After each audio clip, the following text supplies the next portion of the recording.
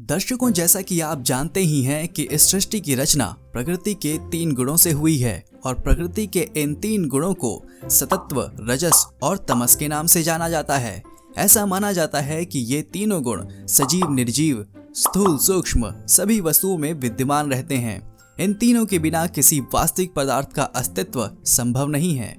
किसी भी पदार्थ में इन 3 गुणों के प्रभाव के कारण उसका चरित्र निर्धारित होता है। भगवत गीता में भी श्री कृष्ण ने कहा है कि जिस प्राणी में प्रकृति के ये तीनों गुण विद्यमान होते हैं वो संसार से मुक्त होकर परम सिद्धि को प्राप्त करता है और मेरे जैसे स्वभाव को ही प्राप्त करता है। साथ ही वो जीव न तो सृष्टि के प्रारंभ में फिर से उत्पन्न ही होता है और न ही प्रलय के समय कभी व्याकुल होता है। तो दर्शकों, आइए जानते हैं कि प्रकृति के ये 3 गुण अर्थात सतत्व, रजस और तमस गुण हैं क्या और इससे हमारे चरित्र का निर्माण कैसे होता है। नमस्कार दर्शकों, द डिवाइन टेल्स पर आपका स्वागत है। श्रीमद् भागवत गीता के 14वें अध्याय में भगवान श्री कृष्ण इन तीनों गुणों की व्याख्या करते हुए अर्जुन से कहते हैं कि हे कुंती पुत्र, मृत्यु लोक के समस्त योनियों में जो भी शरीर धारण करने वाले प्राणी उत्पन्न होते हैं उन सभी की माता प्रकृति ही है और मैं ही ब्रह्म अर्थात आत्मा रूपी बीज को स्थापित करने वाला पिता हूँ। सात्विक गुण, राजसिक गुण और तामसिक गुण भौतिक प्रकृति से ही उत्पन्न होते हैं। प्रकृति से उत्पन्न इन तीनों गुणों के कारण ही अविनाशी जीवात्मा शरीर में बंध जाती है। हे पार्थ, सतोगुण अन्य गुणों की अपेक्षा अधिक शुद्ध होने के कारण पाप कर्मों से जीव को मुक्त करके आत्मा को प्रकाशित करने वाला होता है, जिससे जीव सुख और ज्ञान के अहंकार में बंध जाता है। जबकि राजोगुण कामनाओं और लोभ के कारण उत्पन्न होता है, जिसके कारण शरीरधारी जीव सकाम कर्मों में बंध जाता है।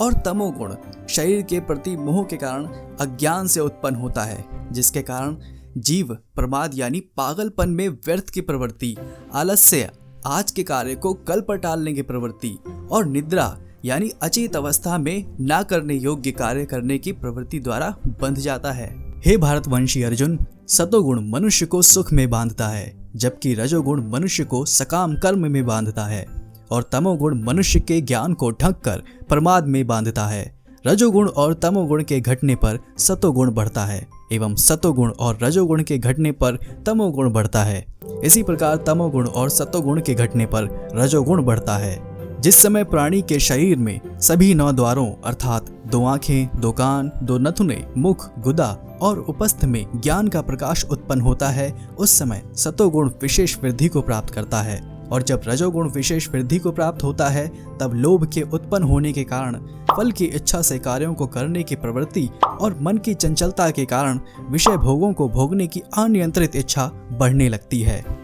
एवं जब तमोगुण विशेष वृद्धि को प्राप्त होता है तब अज्ञान रूपी अंधकार, कर्तव्य कर्मों को ना करने की प्रवृत्ति, पागलपन की अवस्था और मोह के कारण ना करने योग्य कार्य करने की प्रवृत्ति बढ़ने लगती है। जब कोई मनुष्य सतोगुण की वृद्धि होने पर मृत्यु को प्राप्त होता है तब वो उत्तम कर्म करने वालों के निर्मल स्वर्ग लोगों को प्राप्त होता है। वहीं जब कोई मनुष्य रजोगुण की वृद्धि होने पर मृत्यु को प्राप्त होता है तब वो सकाम कर्म करने वाले मनुष्यों में जन्म लेता है। उसी प्रकार तमोगुण की वृद्धि होने पर मृत्यु को प्राप्त मनुष्य पशु पक्षी आदि निम्न योनियों में जन्म लेता है। सतोगुण में किए गए कर्म का फल सुख और ज्ञान युक्त निर्मल फल कहा गया है। रजोगुण में किए गए कर्म का फल दुख कहा गया है और तमोगुण में किए गए कर्म का फल अज्ञान कहा गया है। सतोगुण से वास्तविक ज्ञान उत्पन्न होता है, रजोगुण से निश्चित रूप से लोभ ही उत्पन्न होता है और तमोगुण से निश्चित रूप से प्रमाद, मोह, अज्ञान ही उत्पन्न होता है। सतोगुण में स्थित जीव स्वर्ग के उच्च लोगों को जाता है, रजोगुण में जीव मध्य में पृथ्वी लोक में ही रह जाता है और तमोगुण में स्थित जीव पशु आदि नीच योनियों में नरक को जाते हैं। जब कोई मनुष्य प्रकृति के इन 3 गुणों के अतिरिक्त अन्य किसी को करता नहीं देखता है और स्वयं को दृष्टा रूप से देखता है तब वो प्रकृति के तीनों गुणों से परे स्थित होकर मुझ परमात्मा को जानकर मेरे दिव्य स्वभाव को ही प्राप्त होता है। जब शरीरधारी जीव प्रकृति के इन तीनों गुणों को पार कर जाता है तब वो जन्म, मृत्यु, बुढ़ापा और सभी प्रकार के कष्टों से मुक्त होकर इस जीवन में परम आनंद स्वरूप अमृत को भोग करता है। भगवान श्री कृष्ण के मुख से ऐसी अलौकिक बातें सुनकर अर्जुन ने उनसे फिर पूछा कि हे नारायण, कृपया मुझे ये बताइए कि प्रकृति के तीनों गुणों को पार किया हुआ मनुष्य किन लक्षणों के द्वारा जाना जाता है और उसका आचरण कैसा होता है, तथा वह मनुष्य प्रकृति के तीनों गुणों को किस प्रकार से पार कर पाता है। तब श्री कृष्ण अर्जुन के प्रश्नों का जवाब देते हुए कहते हैं कि हे पार्थ, जो मनुष्य ईश्वरीय ज्ञान रूपी प्रकाश अर्थात सतोगुण तथा कर्म करने में आसक्ति यानी रजोगुण तथा मोह रूप अज्ञान यानी कि तमोगुण के बढ़ने पर कभी भी उनसे घृणा नहीं करता है तथा समान भाव में स्थित होकर ना तो उनमें प्रवृत्त ही होता है और ना ही उनसे निवृत्त होने की इच्छा ही रखता है, जो उदासीन भाव में स्थिर रहकर किसी भी गुण के आने जाने से विचलित नहीं होता है और गुणों को ही कार्य करते हुए जानकर एक ही भाव में स्थिर रहता है, जो सुख और दुख में समान भाव में स्थिर रहता है, जो अपने आत्म भाव में स्थित रहता है, जो मिट्टी, पत्थर और स्वर्ण को एक समान समझता है, जिसके लिए ना तो कोई प्रिय होता है और ना ही कोई अप्रिय होता है, तथा जो निंदा और स्तुति में